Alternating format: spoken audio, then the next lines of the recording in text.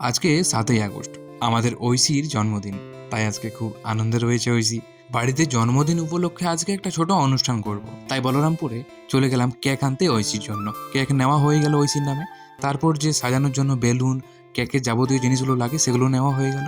খাবারের জন্য পায়েসের চাল নেওয়া হয়ে গেল, চিনি নেওয়া হয়ে গেল, সব কিছুই প্রায় নেওয়া হয়ে গেল। এসে দেখি ঐশীর মামাও চলে এসেছে। তারপরে এই যে লুচি বানানো হয়ে গেছে, মাংস বানানো হয়ে গেছে, পায়েস বানানো চলছে। ঐশী এদিকে খেলাধুলা করছে। ঐশী বলছে আমি কাউকে বেলুন দিব না, আমি একাই সব ফোলাবো। তারপর বেলুন সেট করা হয়ে গেছে, মোটামুটি একটা ডেকোরেশন। তারপরে এই যে আমাদের ঐশী নতুন ড্রেস পরেছে। হ্যাঁ, খুব খুশি আজকে।